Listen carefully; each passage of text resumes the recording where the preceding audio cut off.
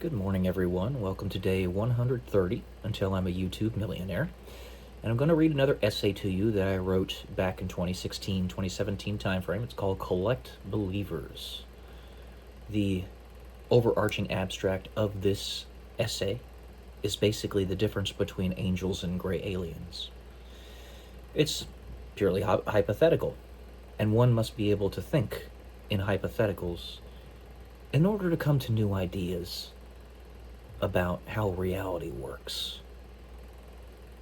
To ride on a beam of light, as Einstein's famous assumption was when he developed the theory of relativity. So let's get to this. What if the people who survive the societal pivotal point are the ones that have been duly informed by their future selves, a la the movie The Arrival? Their future selves come back to show them what they become, and their progeny become, and the consequences to the rest of the human race. However, they also show the survivors that something can happen if the survivors decide to change history. There's a big problem here, however. Many of these survivors, and if history is changed, will no longer be survivors of the Great Cataclysm. But the reward for changing history is many-fold. For starters, many more human beings survive, if not nearly all of them. And the evolutionary path that their progeny will follow is much healthier and more beautiful. That is, more beautiful physically, mentally, emotionally, spiritually, and more. The capacities that are derived from the changing of a potential history are wrought by the harbingers of the news, who themselves express those very differences as proof.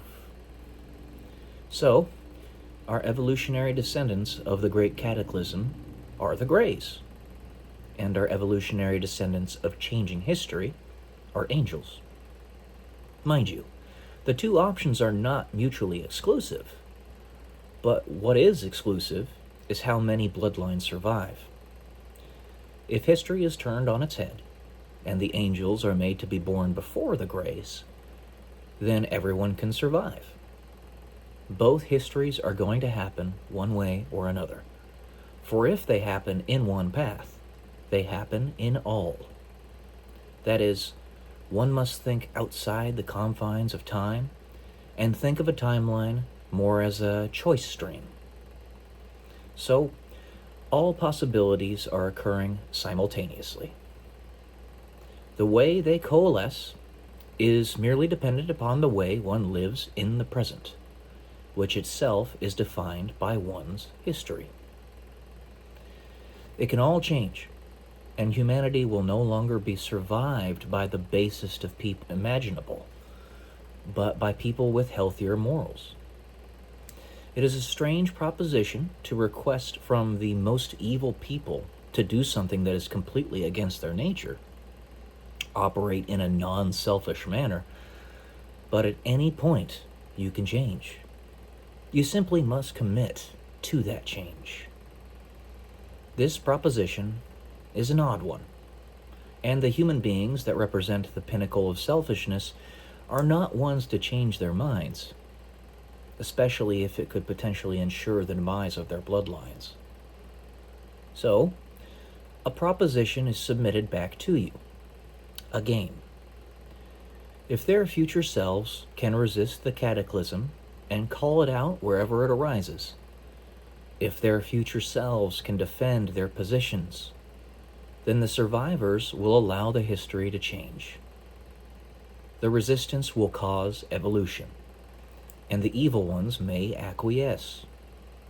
That is, the future will refuse to change unless you rage at the dying of the light. Defend yourself. Resist.